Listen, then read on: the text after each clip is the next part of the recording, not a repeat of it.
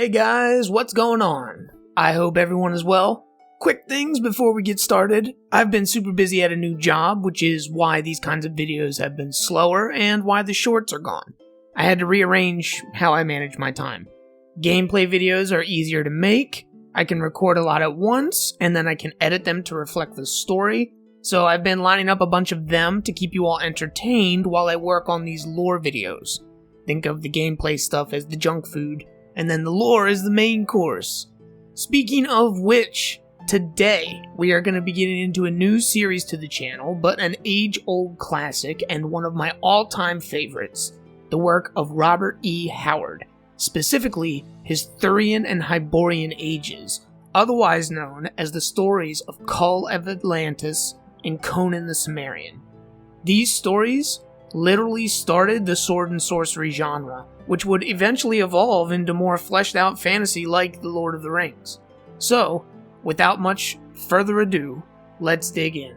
Long ago, millions, perhaps billions of years, life came to the rock called Earth. Where exactly many of these forms of life came from is unknown, but various species known as the Elder Races came to populate the Earth. Some of these species were proto-humans, offshoots of a branch of primates that would eventually evolve into proper humanity.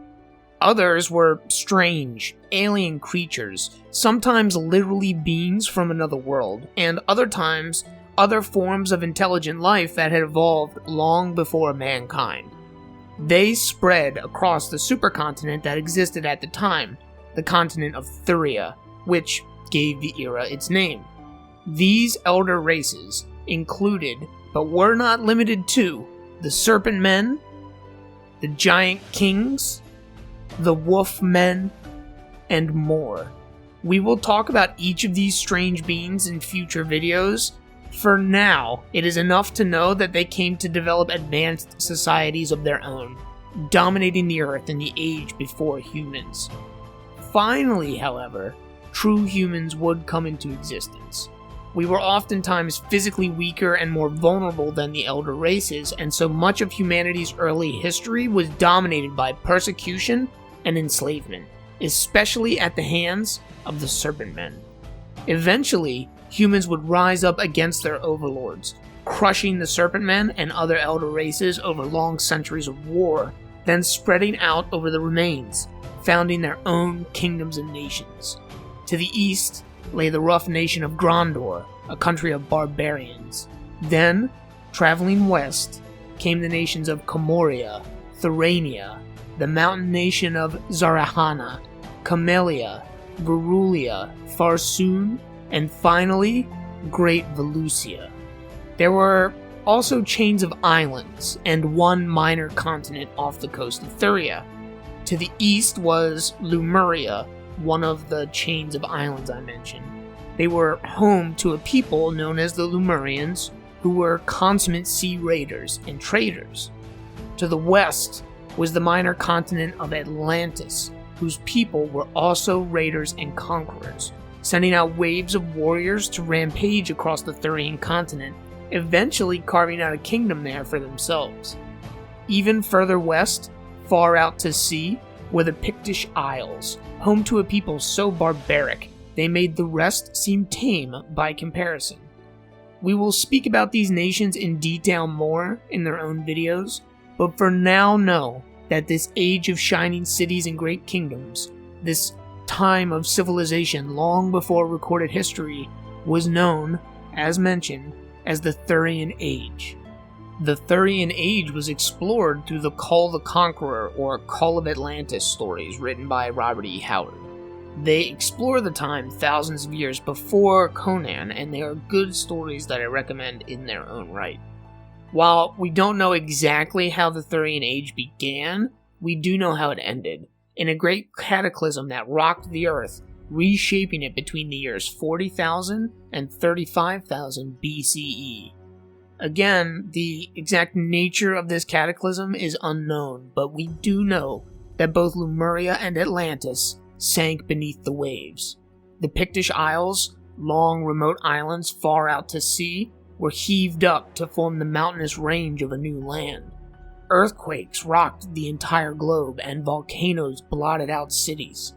Much of the Thurian mainland was also inundated, sinking beneath the ocean, and new lands were raised up, forming a new supercontinent with a great inland sea at its heart.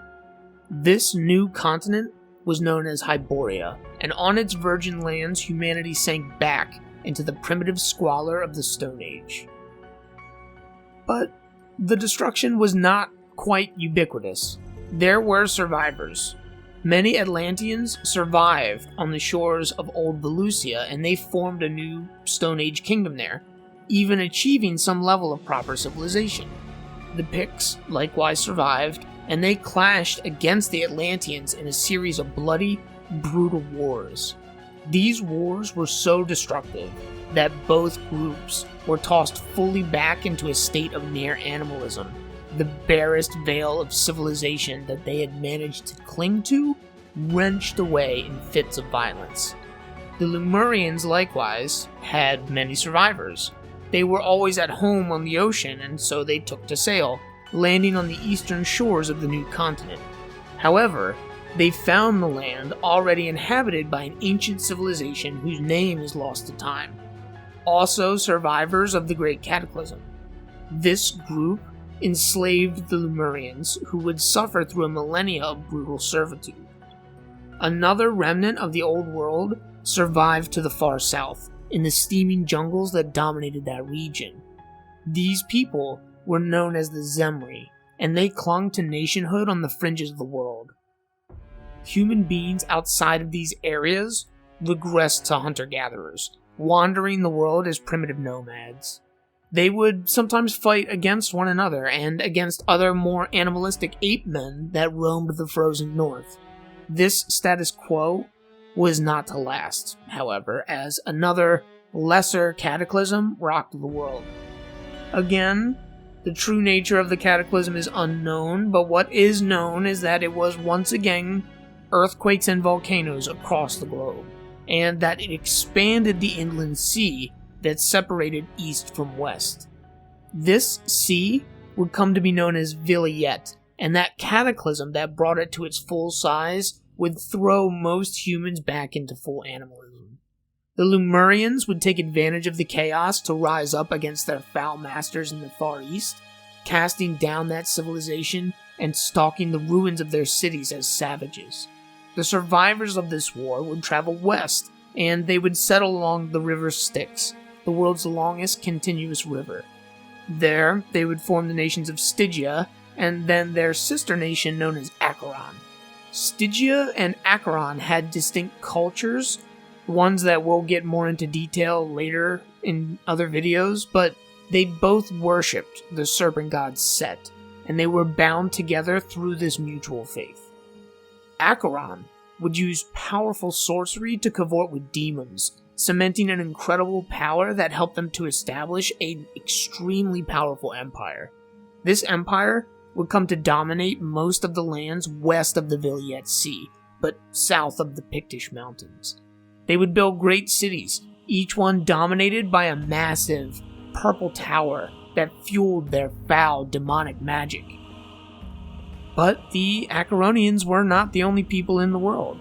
The tribes of men to the north had begun their long, torturous crawl back towards proper societies, and one tribe in particular managed to rise to power. This tribe was called the Hibori, or the Sons of Bori, a great chieftain who long ago in the past had been deified by his people. The Hybori began to push south into the more fertile lands below the mountains, and there they encountered the Acheronian Empire. Acheron enslaved the first Hybori they met, but the martial might of this barbarian people would eventually prove too much. Wave after wave of warlike wanderers coming down from the mountains to the north. The Hybori would eventually overthrow Acheron, burning their cities and tossing down their purple towers of sorcery. They would then found kingdoms of their own, the first of which would become known as Hyperborea, a society that sprang up around a simple stack of stones used as a primitive fortification. Other nations would eventually coalesce across the world, born out of the remnants of the old order. The people of Zemri in the south would establish the nation of Zamora, a kingdom of thieves who worshipped a strange spider god. The Lemurians would establish a society of their own in the wreckage of their old masters' cities, eventually developing into the Hyrcanians and the people of Kitai. Stygia would remain strong, an ancient bastion of civilization dedicated to the god Set. To the north of their borders lay the land of Shem, where the Hybori would mingle with the Stygians and become Shemites, a pastoral people known for their archers. Picts would invade southeast down from their mountains and mingle with the Hybori in the valley of Zing.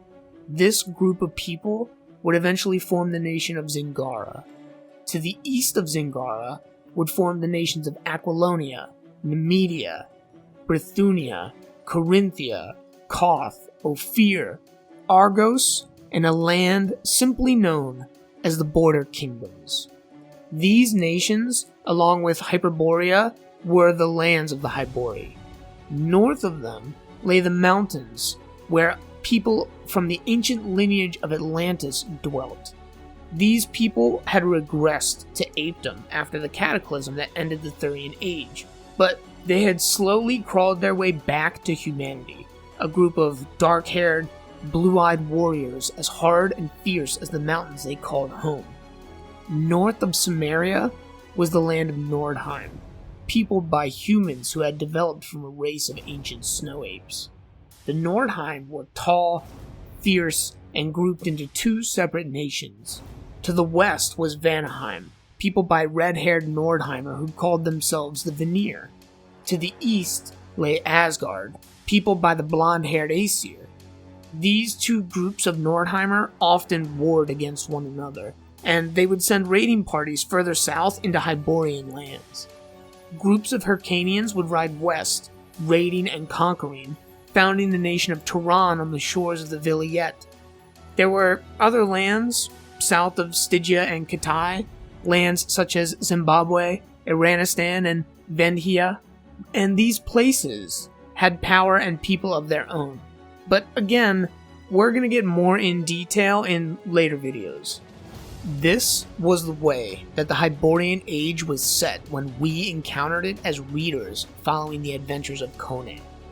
Eventually, the titular Cimmerian would become king of Aquilonia, bringing that nation to a new era of prosperity that would reverberate for centuries. Aquilonia would come to dominate the lands of the Hybori, annexing nations as far away as Shem. Other countries on Aquilonia's border were forced to pay tribute, and a secret alliance of nations began to form in order to resist the rising Aquilonian threat. However, before this alliance could truly act, an even greater threat rode out of the east. Waves of Hyrcanians had reinforced the country of Turan, and Turan used this bolstered might to launch an invasion of the west. They swept over the eastern border nations of the Hybori and then pushed into Nemedia. There, they met the full might of the Aquilonians, who smashed the invaders and then counterattacked. Turan was defeated and the Hyrcanians were driven back east. The alliance against Aquilonia was broken in the conflagration, and the empire Conan had once ruled stood supreme. However, that was not the end. Fate is far stranger than the minds of humans can ever understand. A priest of the god Mitra, chief god of the Aquilonians, decided to bring the word of his god to the barbaric Picts. This missionary was named Aris, and by sheer chance, he stumbled upon a Pictish chieftain that did not order him immediately killed and eaten. This chieftain was named Gorm, and Aris regaled the barbarian with tales of the kingdoms to the east, the shining splendor of their cities, and the many benefits the worship of Mitra brought them. Gorm listened to Aris, fascinated, but not by word of Aris's god. He was fixated on the tales of luxury, and in his heart he grew covetous. He convinced Aris to conduct his people into the lands of Aquilonia, which Aris was all too happy to do, sure that he was gaining dozens, perhaps hundreds of converts. He would lead the Picts into the lands of civilized men, starting an era of interaction that saw Pictish mercenaries serving in Aquilonian armies, learning their ways of war, how to smith iron weapons of their own. It was a slow, creeping danger, one Aris did not recognize until it was too late. Aquilonia, meanwhile, was engaged in continued wars on their eastern border, oblivious to the rising threat in the west. They became more and more brutal in their subjugation of the other Hyborian nations, stirring up long-term resentment. So, when the Picts finally burst from their mountains in a flood, the Aquilonians found no aid.